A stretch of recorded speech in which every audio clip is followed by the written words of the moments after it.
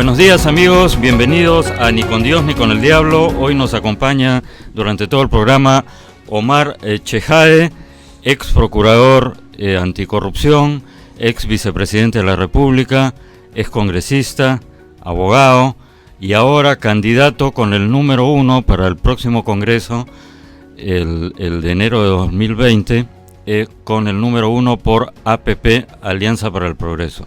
Bienvenido Omar, gracias por estar aquí. Gracias por la invitación, Uri, un honor estar en tu programa y gracias por el cherry también, ¿no? Porque efectivamente candidateamos. Bueno, eres pienso, les cuento amigos, y te cuento Omar, Dale. Pienso por lo menos una vez por semana ir entrevistando a candidatos con distintos números, sí, claro, y de distintas agrupaciones, sí, ¿no? Claro. Pero tú eres el... Sí, voy con el número 1. Estoy debutando contigo en las entrevistas. Gracias Uri, sí, efectivamente vamos con el número 1 en la lista de APP, A1. A1. Uh-huh. Bueno, A1, o sea, has agarrado un buen... buen logo, candidato A1. Esta entrevista se concerta con tiempo, pero justo ha coincidido con una encuesta dale. Que ha publicado Datum, ¿no es cierto? Que ha salido publicada hoy en Perú 21, y según esta encuesta, y quería tu opinión para empezar, Omar, conversar sobre eso, el 77% votaría por candidatos que no han sido congresistas. Congresistas disueltos, me parece. Claro, no está claro si congresistas disueltos o no han sido congresistas nunca. Me parece que la encuesta que los disueltos, ¿no es cierto? La encuesta que yo por lo menos leí en la carátula de Perú 21 era que por castigo no se votaría el 77% por candidatos que hayan estado en el último congreso, o sea, por los congresistas disueltos, a raíz de que el Jurado Nacional de Elecciones felizmente aclaró que los que han sido disueltos pueden candidatear por este año y medio que quedaría de claro, gestión. Porque se consideran elecciones complementarias, ¿no es cierto? Y porque lo que se votó en 9 de diciembre del año pasado, en el referéndum, es la no reelección de un congresista para un nuevo periodo congresal.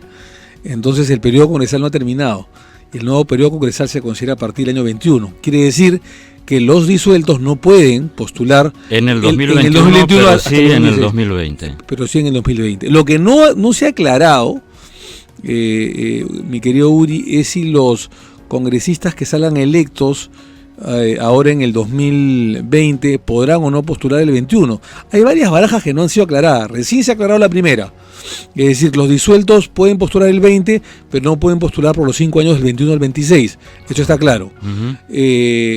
Lo que no ha sido aclarado si es que los electos el 20 pueden postular o no para el 21. No es mi intención postular el 21, te lo digo honestamente. Si me preguntaras por qué postulo, porque es una condición, una situación irrepetible en el país de ingobernabilidad, de inestabilidad política, y creo que estos 4 años y 5 meses que durará apenas este Congreso será fundamental, así sea transitorio. Vamos a hablar de eso, Omar, pero quería ir comentando un poquito más otros detalles de la encuesta. Primero la parte, digamos, la parte del chismecito político que le encanta a la gente. Después ya vamos a los temas de fondo. En la parte final de la encuesta ya habla de intención de voto presidencial y bueno, falta todavía mucha agua para que corra debajo del puente, pero el ex presidente del Consejo de Ministros, Salvador Solar, sigue en primer lugar con 18%, aunque ha bajado 3 puntos en relación a la encuesta anterior de Datum. Lo sigue Julio Guzmán, el moradito, el alcalde de La Victoria, George Forsyth, con 9%, Guzmán y Forsyth 9% intención de voto, Keiko Fujimori 6% en la cuarta ubicación, y Verónica Mendoza con 4%, es decir, Keiko tiene 6, y luego vamos a hablar de lo que dice la misma encuesta respecto a los partidos políticos, cómo llegarían a este Congreso al 2020. Pero un poco hablando de las presidenciales, un poco temprano, ¿no? Pero evidentemente del Solar va a ser una carta. Lo extraño, Keiko dura de matar, ¿no? A pesar de todo. Es verdad. Bueno, en el caso de Keiko, evidentemente tiene pues más allá de la prisión preventiva que sufre y que seguramente durará hasta el 1 de mayo del próximo año, salvo que el habeas corpus diga lo contrario, tiene pues un núcleo duro, un núcleo casi religioso, creado por el padre, por Alberto Fujimori. O sea, ella recibe el apellido. O sea, el gran activo que tiene ella es el apellido. El problema es que no lo ha sabido llevar correctamente para una campaña, porque probablemente si hubiese sido una candidata con más carisma, con más inteligencia y no hubiera cometido las torpezas que hizo en los últimos años, sobre todo, no estaría ni presa y de repente hubiera sido presidenta de la República en estos últimos años. No lo fue por sus propios errores. Y en el caso de Salvador del Solar, es una figura nueva, es un actor, es un abogado también, ha participado como ministro de Cultura, ha participado como premier, pero es muy prematuro, Uri, todavía hablar de candidaturas a la presidencia, ¿no? Pueden haber otros outsiders que puedan, digamos, llegar muy bien a la candidatura al 2021 con opciones reales. O insiders, ¿no? Acuña, me imagino. O un insider, de repente, Acuña es probable que seguramente postule, no lo ha comentado, pero es una gran posibilidad. Él es un empresario exitoso en el tema de educación, y la educación, mi querido Uri, es uno de los principales problemas que tiene el país. Sin duda, yo diría que es el principal problema cuando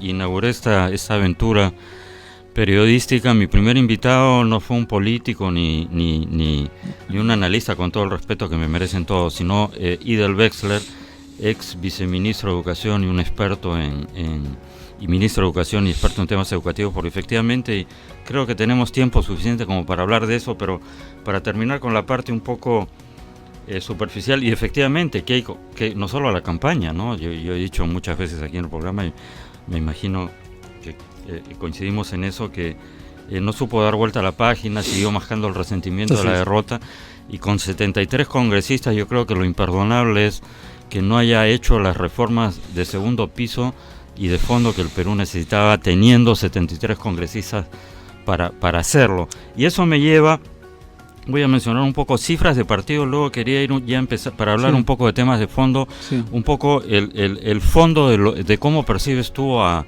APP como partido, como corriente. Te voy a dar mi opinión. Dale, por favor. Pero según esta encuesta, para el próximo congreso, este inminente congreso de enero, el 15% considera que Acción Popular no debería faltar, es decir, Acción Popular encabezaría, le seguiría Fuerza Popular 5%, el Partido Morado y APP 4%.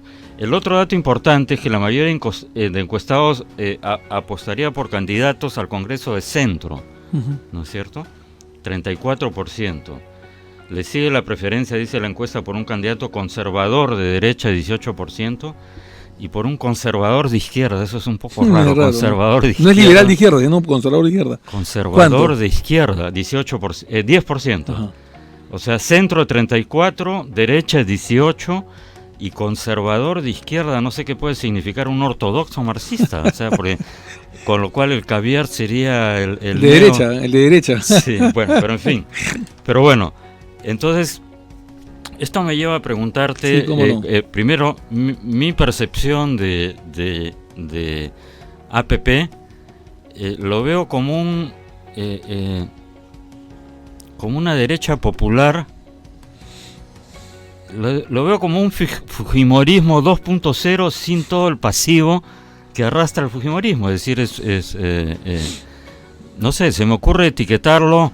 Yo sé que las etiquetas, si tú vas a decir va de retro, pero como una derecha popular. Tú seguro me vas a decir, no, derecha no, centro, porque en el Perú todo el mundo se avergüenza de decir que es de derecha, cuando es la derecha y es el mercado el que saca a la gente de la pobreza. Pero bueno, ya, te dejo hablar ahora. Mira, perfecto. Mira, tú puedes, como todos tenemos el derecho de opinar, de equivocarnos o de acertar. Estamos en democracia. Mira, yo considero, porque he conversado bastante con Acuña, con el Politburó, con los dirigentes, me han mostrado el plan programático, que es un centro, digamos, que quiere de alguna manera acercarse a la población, que no quiere repetir infaustas experiencias del Velascato de la década del 80, donde había un proteccionismo, un control de precios, una economía de mercado absolutamente funesta, no abierta al mundo, y reconociendo que la Constitución del 93, más allá de que los firmantes a mí no me gustan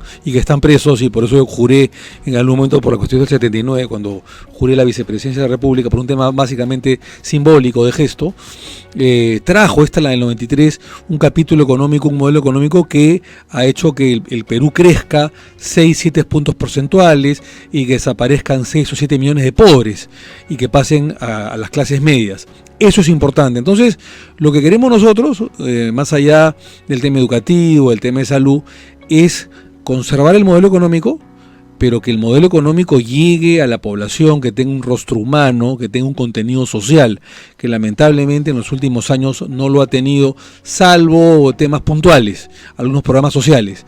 Pero lamentablemente este programa económico, que si bien es positivo, que si bien hay que conservarlo, que hay que seguir firmando tratados de libre comercio, los capitales son importantes, abrir al mundo las inversiones para que hagan más trabajo y sigamos creciendo, queremos que esta economía tenga un rostro humano y que además pasemos de una etapa de una economía primaria exportadora, como es la peruana, fundamentalmente la principal actividad económica, casi el 50% es la minería, y dependemos de los precios de los metales de manera internacional, pasemos a una segunda etapa de industrialización. Creo que eso no es una utopía, y creo que el señor Acuña apuesta justamente por una economía, social, libre de mercado, que está en esta constitución política, pero que tenga rostro humano y que llegue fundamentalmente al pueblo.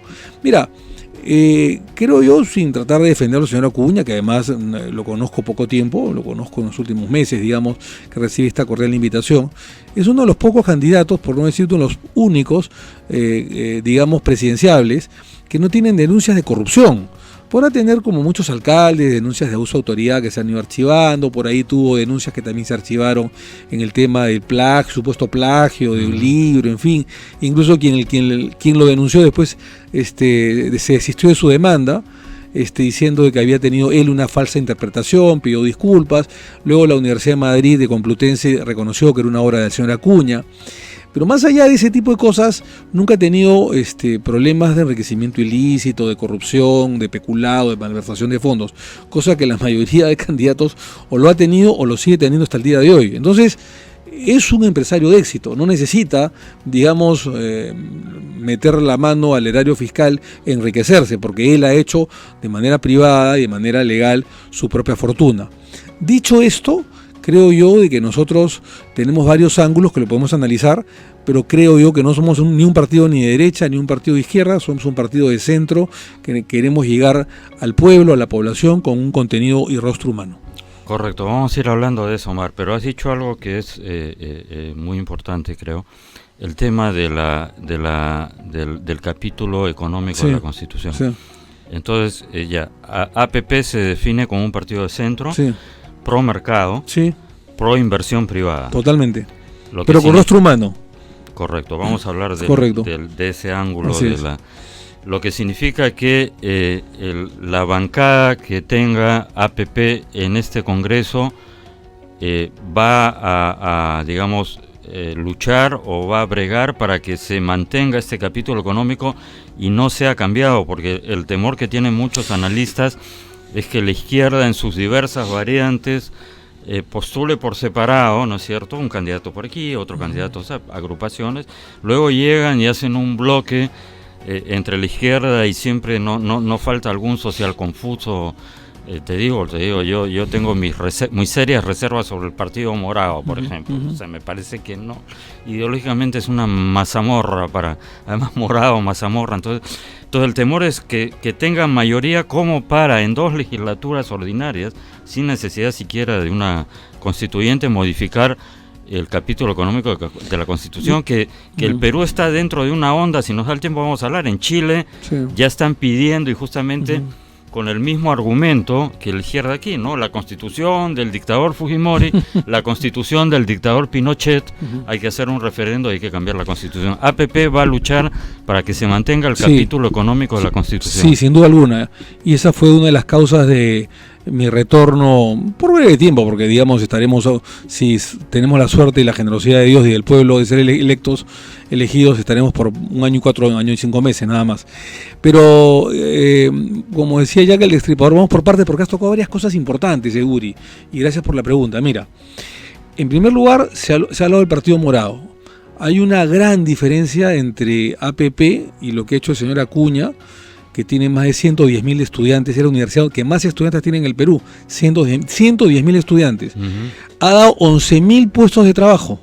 11.000 puestos de trabajo a nivel nacional es lo que da el señor Acuña.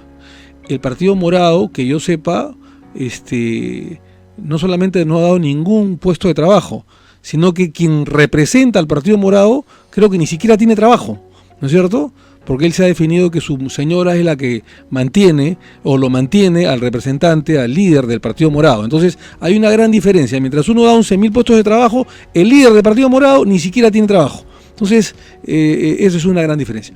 En segundo lugar, si tú me preguntaras cuál ha sido la razón central de mi presencia otra vez en política, de mi retorno, yo pensaba retornar en política, por supuesto, porque quien ha estado en las grandes ligas nunca se queda afuera, quien siempre quiere participar.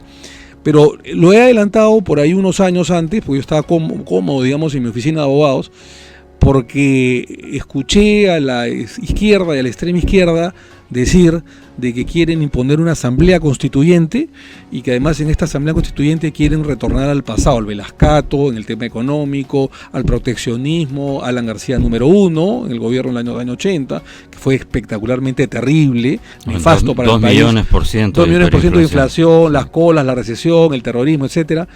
Y que quieren control de precios y que quieren cambiar todo el capítulo económico que tanto hemos avanzado en los últimos años.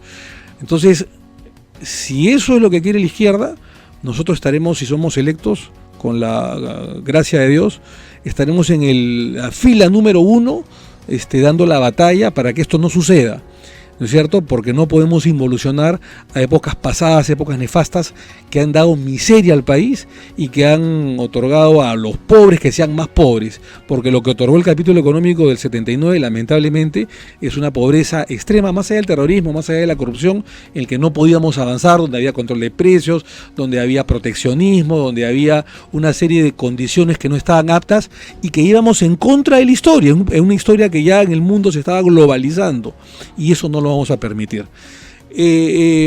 Sin duda alguna, este capítulo económico tampoco está escrito sobre piedra. Claro. Es decir, pueden haber mejoras, por supuesto que pueden haber mejoras.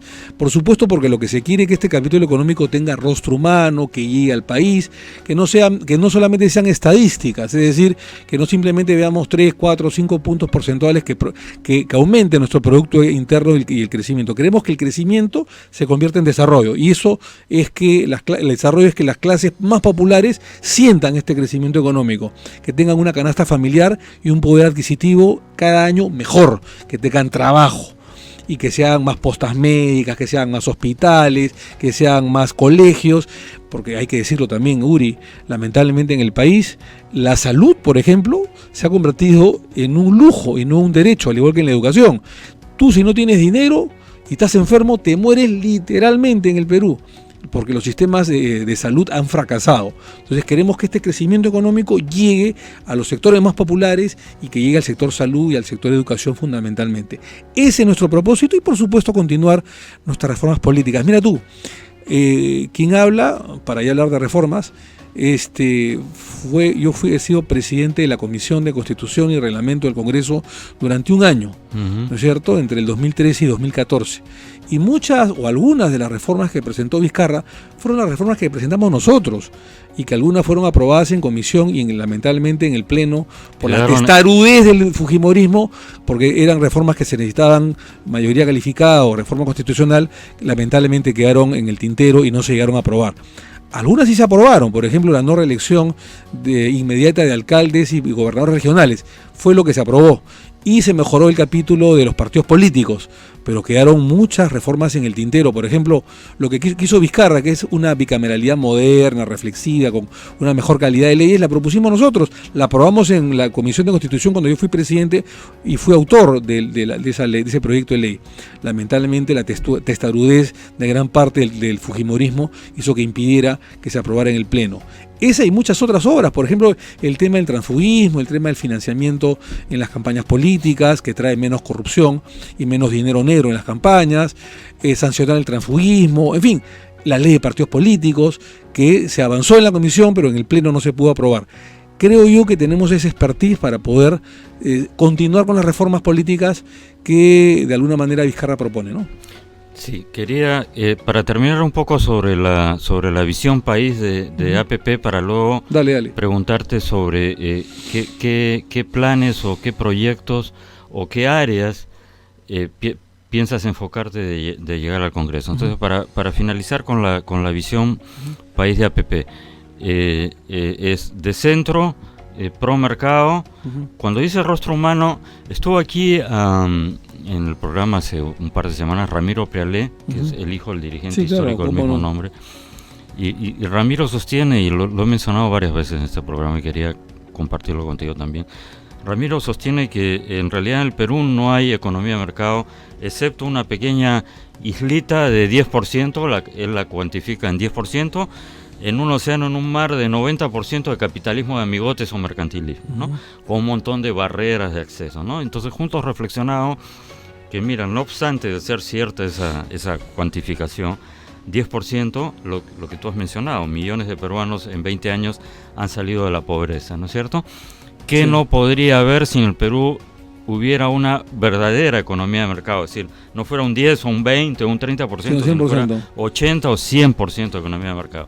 Entonces, digamos que una gran diferencia entre APP y otros partidos que están en una orilla con la izquierda sería que la izquierda sostiene que el modelo ha fracasado y tú sostendrías que no, que lo que se necesita es profundizar más ese modelo para que se expanda más. Te dejo esta pregunta en el tintero, volvemos en un minuto, amigos, en Ni con Dios ni con el Diablo, con Omar Chejade. Gracias. Amigos, estamos de vuelta en el segundo bloque de Ni con Dios ni con el Diablo. Continuamos conversando con nuestro invitado de hoy, Omar Chejade, candidato con el número 1 por APP. Habíamos dejado una pregunta flotando antes de la pausa. Se necesita más mercado y no, o sea, no es que el modelo haya fracasado, es que el modelo en realidad ha estado cercado por un lado por los estatistas y por otro lado por los empresarios mercantilistas. Mira, ¿tú coincides con eso? Yo te voy a decir lo siguiente, mira, cuando cae Fujimori, tú fuiste, perdón, amigo, procurador anticorrupción contra Fujimori y Montesinos, y obviamente he criticado mucho el tema de la corrupción o la violación de los derechos humanos. Eso es una cosa, y otra cosa es el tema económico, ¿no es cierto? Y es verdad que en el tema económico comenzamos a probar otras economías que con el tiempo empezaron a dar frutos, precisamente en la época de Fujimori, criticando obviamente y luchando contra las barbaridades que hizo él y Montesinos y la cúpula militar y mucha gente que lo acompañó. Dicho esto, es lo siguiente: caído el régimen de Fujimori, entre Paniagua, Toledo para hacia adelante, nosotros hemos seguido una continuidad de una política económica de libre mercado. Teníamos el 2000-2001 un 48% de pobreza. Entre la pobreza general y la pobreza extrema, 48%, que era una barbaridad. Casi la mitad de los peruanos estaban en el límite de la pobreza. El día de hoy estamos con una pobreza de 21%. 21%, o sea, hemos, digamos, bajado los límites de pobreza en 18 años, 27%. 21% estamos un poco mejor que Colombia, que tiene 23% de pobreza, y mejor que mucho mejor que Argentina, que tiene el 30% de pobreza, con estas políticas proteccionistas de los Kirchner, que lamentablemente han vuelto, ¿no? Y la ladronería que ha habido en Argentina. Entonces, eso en primer lugar. Ese bajar del 48 al 21% los límites de pobreza han hecho que tengamos entre 6 a 7 millones de peruanos que ya no son pobres, que han abandonado felizmente la pobreza. Eso en primer lugar. En segundo lugar, Evidentemente, este modelo también tiene algunos déficits, digamos, que hay que superar. Por ejemplo, hay oligopolios, hay monopolios, hay lobbies, hay corrupción, ¿no es cierto? Solamente en corrupción se nos van, según la Contraloría, 10.000 millones de soles al año, o sea, 3.000 millones de dólares. ¿Cuántas cosas y cuántas personas pueden dejar la pobreza si no hubiesen esos límites de corrupción que lamentablemente ha habido en los últimos años? Pero no solamente ello. Hay una falta de capacidad de gasto de los gobernadores y alcaldes. Perdón, Euri, ¿cómo puede ser posible? No digo todos, pero la mayor parte, si tú le entregas, vamos a suponer, 100 millones de dólares al año para que hagan obras públicas, gasten 30 o 40 millones y tengan que devolver 60 millones o el 60% de lo que les han dado. Y esa falta de capacidad de gasto es falta de capacidad y de inteligencia de muchos funcionarios públicos que no han tenido ninguna carrera, que se han encontrado muchas veces del cielo una gobernatura, una alcaldía o lo que fuera, no tienen capacidad de gestión, nunca han estudiado, digamos, gestión pública o nunca han leído algún libro, han tenido una experiencia en gestión pública y de frente llegan a un gran puesto, un puesto importante como alcaldes o gobernadores regionales. Entonces, si tú vas sumando todas estas pequeñas cosas, incapacidad de gasto de los gobernadores y alcaldes, monopolios, oligopolios, corrupción, etcétera, te vas a encontrar que evidentemente falta mucho mejorar el modelo. Por supuesto que sí. Y si hay propuestas, sea de izquierda, de centro, de derecho, para mejorar el modelo, por supuesto que seremos los primeros en debatir y aprobar esas normas. Pero si queremos involucionar al modelo del Velascato, a la Revolución y la Tierra, que hay una película que hace poco ha sido, digamos, visualizada y con una estrenada visión edulcorada en el cine, en la que dice que si no hubiera sido por la reforma agraria tan pésimamente ejecutada en el gobierno de Velasco, que fue un fracaso, pero dicen que si no hubiese sido por esa reforma agraria, el senderismo el día de hoy sería hubiera poder. aprendido mucho más. Claro, porque dicen de que por lo menos la reforma agraria, por mala o buena, le quitó piso al senderismo. Pero si seguimos con ese pensamiento retrógrada, de una economía paternalista, proteccionista, de subsidios, de protección, de control de precios, como hubo en la época de García, que tuvo que reconocer en el segundo gobierno que se equivocó, dio vuelta atrás, dijo, giré y luché contra el tiempo, y luché contra corriente, me equivoqué, y bueno, al final tuvo que cambiar el modelo, que le fue bien en el segundo gobierno, porque hay que decir que García corrupto no lo voy a discutir el día de hoy, tengo ya lo he criticado, y quiero dejar descansar al muerto en paz, digamos. Debo reconocer que García, más allá de la adversidad o de los adversarios que hemos sido contra él, tuvo un modelo económico que le dio resultados, ¿no? Con él crecimos, digamos, en algún momento 9%, casi como China. En el peor momento de la crisis asiática, cuando todos los países de Latinoamérica estaban -1, 0%, crecimos 2%, y el balance fue de 6-7 puntos porcentuales de crecimiento, ¿no? Que el gobierno haya sido corrupto, eso es otra cosa y lo hemos criticado 100 veces, ¿no? El gobierno de Alpérez García en su segundo y primer gobierno. Pero el modelo funcionó. ¿Cómo funcionó el gobierno de Toledo? ¿No es cierto? Que también corrupto en la cárcel, pero tuvo, digamos, unas líneas maestras económicas que se siguió incluso con García, con Humala, con Cuchillo, y hemos crecido. Había una continuidad, efectivamente, y digamos, ese es uno de los activos. Tanto así, perdón, Uri, que nosotros fue un acierto el integrar y liderar el grupo de la Alianza del Pacífico. Yo en el Congreso de la República, perdóname que hable en primera persona, fui presidente de año y medio de la Comisión de la Alianza del Pacífico, ¿no es cierto?, que reunía y reúne a los 4 países de Latinoamérica que más han crecido en los últimos 20 años, ¿no es cierto?, que es Perú, Chile, en ese orden, Perú, Chile, México, Colombia, ¿no es cierto? Porque incluso cuando ellos, México, Colombia y Chile, crecían 3 o 4 puntos, nosotros crecíamos 6 puntos porcentuales y la pobreza se iba reduciendo más. Lo que pasa es que en Chile esta política económica comenzó mucho antes que nosotros, comenzó 10 o 15 años antes que nosotros, y por eso que ellos tienen menos pobreza que el Perú, tienen creo que 14 o 15 puntos porcentuales. La idea, si no hubiera habido lamentablemente Odebrecht, el cartel brasileño, la corrupción en el gobierno en los últimos años de Humala, García, Toledo, Kuczynski mismo, si no hubiera habido esto, y si nosotros hubiésemos continuado creciendo 6 puntos porcentuales, la idea era que llegado al bicentenario, la pobreza lo hubiésemos reducido a un dígito, a un dígito, que era 9%. Esto ya es imposible, estamos a año y medio del Bicentenario, pero por lo menos reducir la pobreza a un 17%, creo que puede ser perfectamente posible, realista. Razonable. Así es. ¿Cuáles son tus planes? Es decir, ¿qué puntos, qué áreas piensas enfocar, dedicarte de llegar al Congreso? Mira, son varias, 4 o 5 puntos.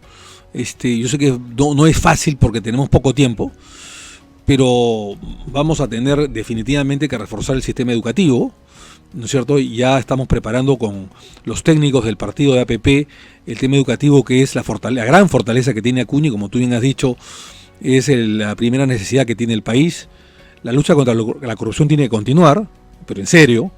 Evidentemente el tema del sector salud hay que reestructurarlo, no puede ser que los que no tienen dinero se mueran de hambre, y creo que si ha habido algo de positivo en el gobierno actual es la medida de los medicamentos genéricos, que es una tendencia mundial, es decir, sancionar a las farmacias que te digan, oiga, este es el medicamento de marca y este es el medicamento genérico.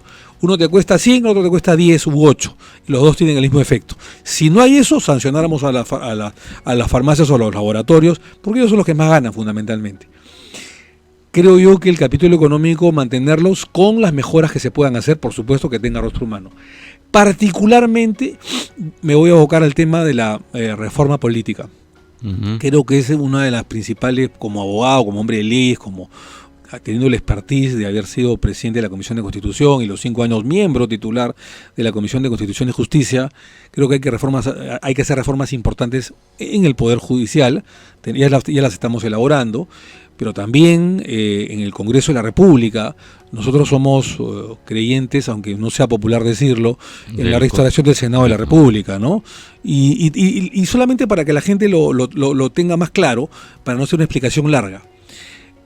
Con un Senado de la República reflexivo hay una mejor calidad de leyes, pero en una cantidad proporcional muy superior que cuando existe una unicameralidad.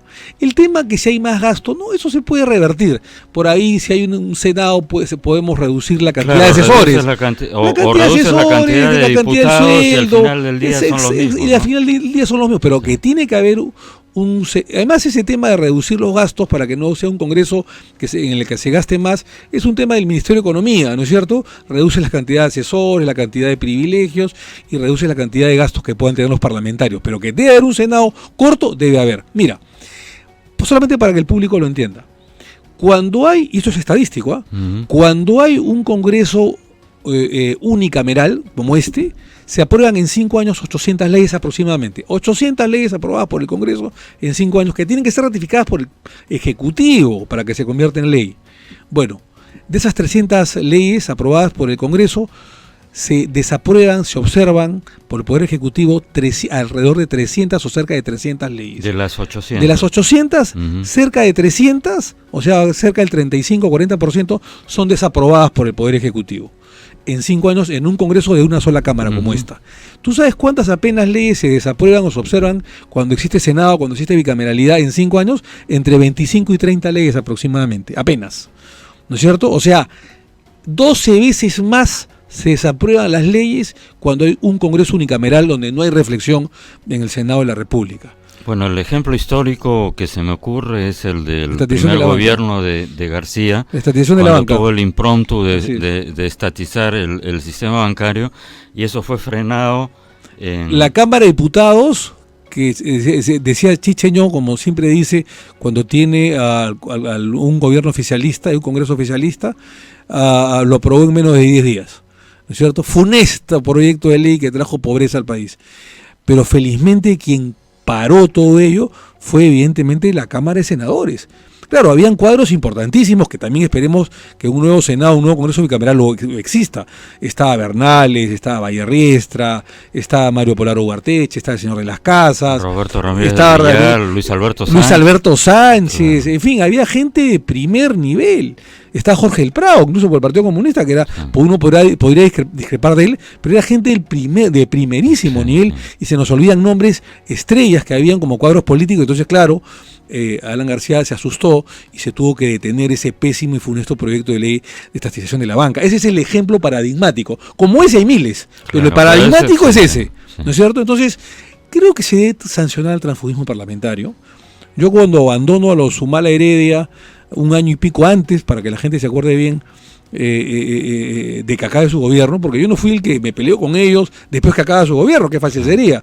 Yo me peleo con ellos cuando veo temas de corrupción, cuando veo el tema de las agendas, las tarjetas de crédito adicionales de señora Heredia, cuando veo la muerte de Fasabi, porque a Fasabi lo mataron, y lo mató Palacio de Gobierno, una orden de Palacio de Gobierno, mataron al sobrino, etcétera. Y todo esto fue año y pico y medio antes que acabe el gobierno. Y yo me peleo con ellos. Entonces, yo no paso a ninguna bancada de opositora, ¿no es cierto? Yo me quedo solo, ¿no es cierto? Como un congresista independiente, ¿no es cierto? Yo no transfugué a ninguna bancada. Y yo fui uno de los autores, lamentablemente, no fui el único, por supuesto, de los autores de la famosa ley antitránsfuga que lamentablemente el Congreso no quería y lo desaprobó. Creo que eso hay que aprobarlo llegado al Congreso. Es uno de nuestros proyectos de ley. Otro es eliminar el voto preferencial. También tenemos en la carpeta el proyecto de la eliminación del voto preferencial. Eso es un tema interesante. Explica, por favor. Mira, el voto preferencial está hecho para que los que tienen más dinero lleguen al Congreso de la República. Hemos visto una serie de sinvergüenzas que ahora están incluso presos o requisitoriados, en fin. Bueno, felizmente hemos tenido la buena noticia que Donaire ya está detenido y que Moreno está detenido, ¿no? Pero hay muchos otros que llegan o que son sinvergüenzas, o que lucran con el Estado, o que simplemente no hacen nada y simplemente reciben su sueldo calentando la carpeta o calentando su curul. Bueno, con la eliminación del voto preferencial, lo que se va a hacer es que haya una mejor democracia interna dentro de los partidos, verificado por la OMPE, que hay una democracia en las famosas primarias, que se ponga en los primeros en la lista parlamentaria, voto cerrado, o listas cerradas, a los mejores cuadros en los partidos políticos, que se haga vida partidaria y que efectivamente salgan los mejores, y no que el voto preferencial sirva para que el que tenga más plata, o para el que sea conocido por la televisión, porque ha estado en el deporte, haya sido actor, actriz, lo que fuera. Simplemente no quiero denostar esas profesiones que son muy honradas, pero que muchas veces no tienen ninguna experiencia política, estén en el Parlamento. Y eso es lo favorable que te trae la eliminación del voto preferencial. Debemos tentar a regresar a las listas cerradas para que se mejore la calidad del Parlamento. Mamani salió, por ejemplo, por la lista del voto preferencial, ¿no es cierto? No, sí, es una... Por decir uno, ¿no? Se me ocurre, por decir Mamani. Pero estamos de acuerdo, sí. Otro tema que la población está esperando es la eliminación de la inmunidad parlamentaria. Eso hay que tomarlo con bastante cuidado y pinzas. Yo estoy a favor de eso, sí, pero de manera parcial. Mira, yo fui uno de los que llevé, discúlpame que hable en primera persona, pero tengo que decirlo. Habían dos parlamentarios que llevamos el año 2011 el tema de uno de esos proyectos que era la eliminación de la inmunidad parlamentaria. Javier Vizcanseco, que en paz descanse, y quien habla. Cuando lo llevamos a bancada, el presidente de la bancada nacionalista, delante de Ollanta-Humala, que ya era presidente, que nos había apoyado en la campaña con esa promesa electoral importante, fundamental, se opuso.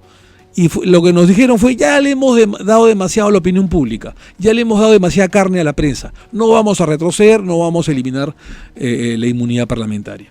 Yo pienso que sí se debe eliminar la inmunidad parlamentaria, salvo los casos, como sucede en los Estados Unidos, de cuando, por ejemplo, un congresista de la República está en la comisión de fiscalización o una comisión ad hoc investigando un tema de corrupción o un tema de alto nivel de importancia contra un alcalde, contra un gobernador, contra un ministro, lo que fuera. Y en esos casos sí, el congresista, solamente hasta que dure la investigación, debería mantener la inmunidad parlamentaria. Te digo por qué. Porque si no la mantiene, ese ministro corrupto o ese director corrupto o alcalde, gobernador corrupto, que se le está haciendo una investigación, le mete una denuncia al congresista que ya no tiene inmunidad y paraliza la investigación contra él. Para esos casos sí debería existir la inmunidad parlamentaria. Para los otros casos no. Entonces habría que parcialmente eliminar la inmunidad parlamentaria. Otro tema importante, por ejemplo, que vamos a presentar es el Distrito Electoral 27. Es decir, que los peruanos en el extranjero, la diáspora en el extranjero... Estamos hablando de 3 millones. 3 millones y medio. En mi época, hace 5 o 6 años, la Cancillería peruana tenía registrado 3 millones de peruanos en el extranjero. Ahora son como 3 millones y medio. Pueda tener una representación entre 2, yo diría que 4 escaños adicionales, que no se elijan como se eligen el día de hoy, que votan por Lima.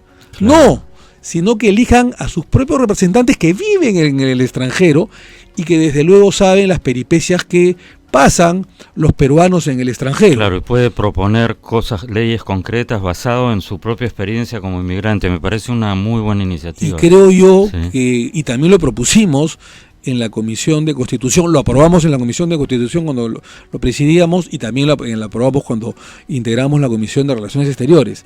Lamentablemente no tuvo eco en el Pleno del Congreso de la República, porque siempre pues hay intereses subalternos, partidarios, ignorancia también, como no, y no se pudo aprobar.